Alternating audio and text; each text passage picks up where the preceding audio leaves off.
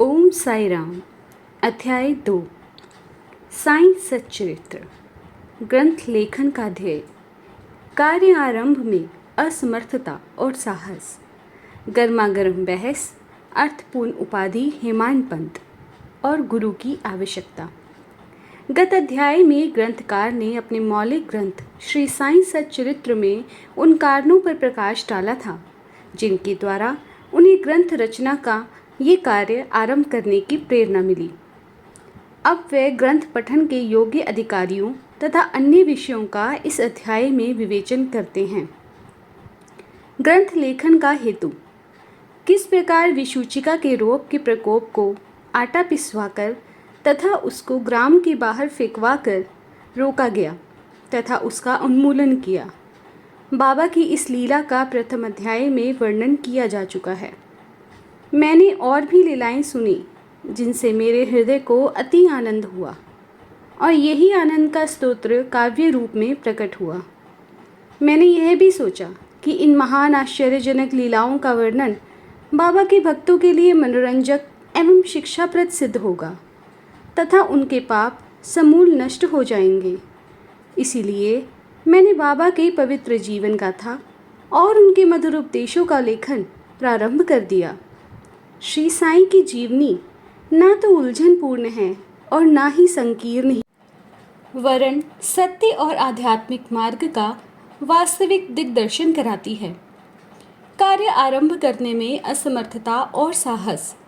श्री हेमान पंत को यह विचार आया कि मैं इस कार्य के लिए उपयुक्त पात्र नहीं हूँ। मैं तो अपने परम मित्र की जीवनी से भी भली भांति परिचित नहीं हूँ और ना ही अपनी प्रकृति से। तब फिर मुझ जैसा सरीखा मूढ़मती भला एक महान संत पुरुष की जीवनी लिखने का दुस्साहस कैसे कर सकता है। अवतारों की प्रकृति के वर्णन में वेद भी अपनी असमर्थता ही प्रकट करते हैं।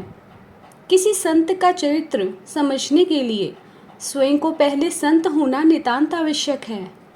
फिर मैं तो उनका गुणगान करने के सर्वथा अयोग्य ही हूँ। संत की जीवनी लिखने में एक महान साहस की आवश्यकता है और कहीं ऐसा न हो कि चार लोग के समक्ष हास्य का पात्र बनना पड़े। इसलिए श्री साईं बाबा की कृपा प्राप्त करने के लिए मैं ईश्वर से प्रार्थना करने लगा। महाराष्ट्र के संत श्रेष्ठ श्री ज्ञानेश्वर महाराज का कथन है कि संत चरित्र के रचयिता से परमात्मा अति प्रसन्न होते हैं। तुलसीदास जी ने भी कहा है कि साधु चरित शुभ सरिस कपासु, नीरस विशद गुण में फल जासु, जो सही दुख परिचित्र दुरावा, वंदनीय जेहि जग जस पावा। भक्तों को भी संतों की सेवा करने की इच्छा बनी रहती है। संतों की कार्य पूर्ण करा लेने की प्रणाली भी विचित्र ही है। यथार्थ प्रेरणा तो संत ही किया करते हैं। भक्त तो निमित्त मात्र या कहिए कि कार्य पूर्ति के लिए एक यंत्र मात्र ही हैं। उदाहरणार्थ, कवि महीपति को संत चरित्र लिखने की प्रेरणा हुई। ईश्वर ने संतों में अंतः प्रेरणा पैदा की और कार्य पूर्ण हो गया। इसी प्रकार श्री दास कनु की सेवा भी स्वीकार हुई। महीपति जी ने 4 काव्य रचे, भक्त विजय, संत विजय, भक्त लीलामृत और संत लीलामृत, और दास कनु ने केवल 2, भक्त लीलामृत और संत कथामृत, जिसमें आधुनिक संतों के चरित्रों का वर्णन है।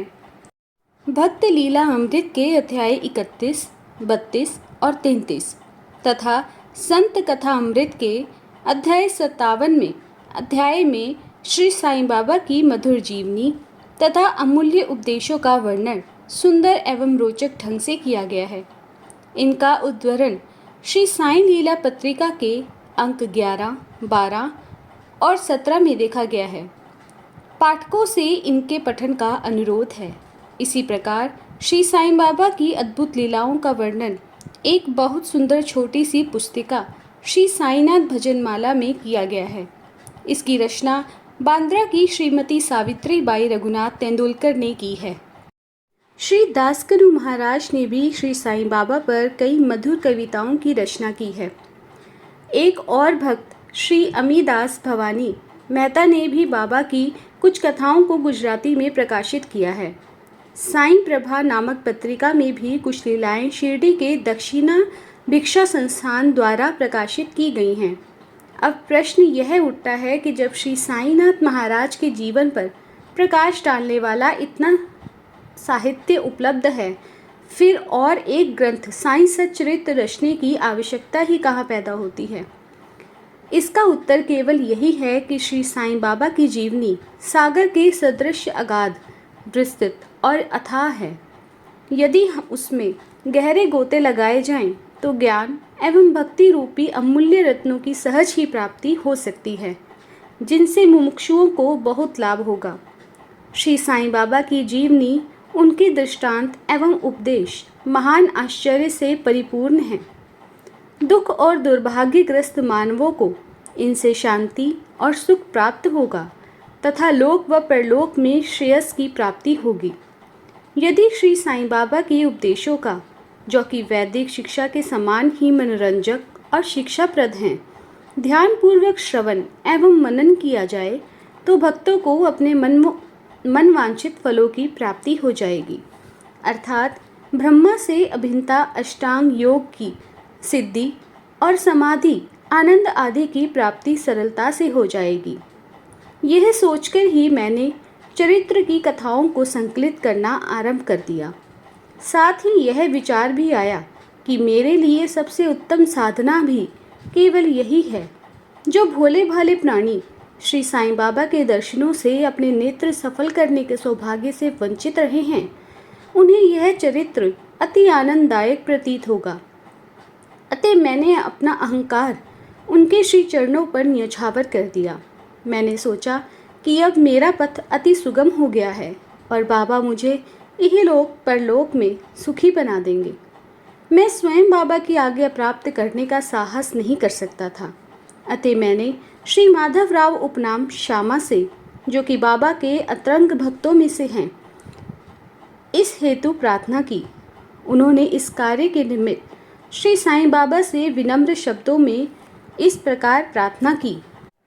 ये अन्ना साहेब आपकी जीवनी लिखने के लिए अति उत्सुक हैं, परंतु आप कृपया ऐसा न कहना कि मैं तो एक फ़कीर हूँ तथा मेरी जीवनी लिखने की आवश्यकता ही क्या है।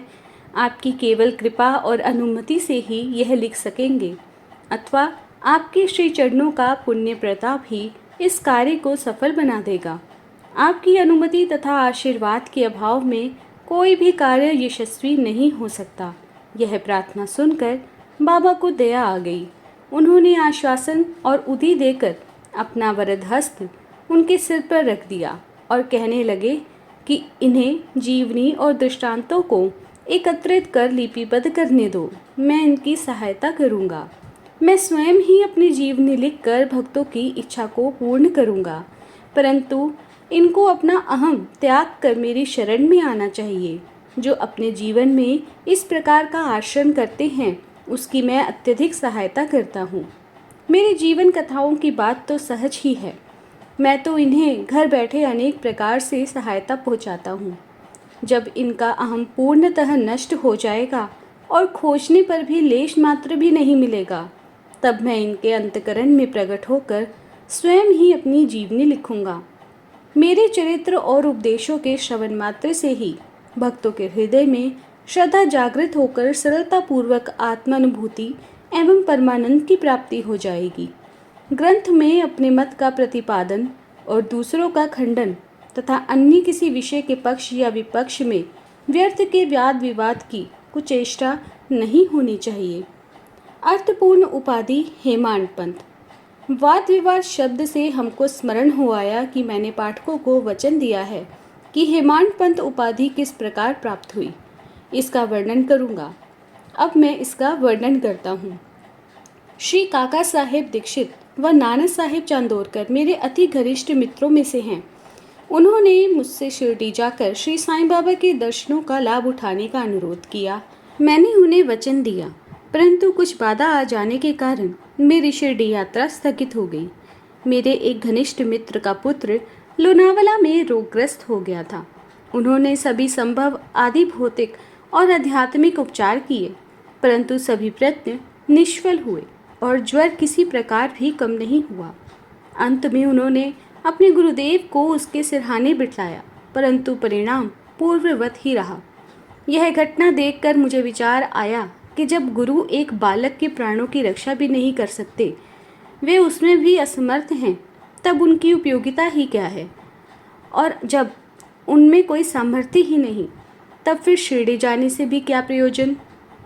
ऐसा सोचकर मैंने यात्रा स्थगित कर दी, परंतु जो होना है वह तो होकर ही रहेगा, और वह इसी प्रकार हुआ। प्रांताधिकारी नाना साहेब चांदोरकर बसई के दौरे पर जा रहे थे। वे ठाना से दादर पहुँचे तथा बसई जाने वाली गाड़ी की प्रतीक्षा कर रहे थे। उसी समय बांद्रा लोकल आ पहुंची, जिसमें बैठकर वे बांद्रा पहुंचे और शिरडी यात्रा स्थगित करने के लिए मुझे आड़े हाथों ले लिया। नाना साहेब का तर्क मुझे उचित और सुखदायी प्रतीत हुआ, और इसके फलस्वरूप मैंने उसी रात्रि शिरडी जाने का निश्चय किया और सामान बांधकर शिरडी को प्रस्थान कर दिया। मैंने सीधे दादर जाकर वहां से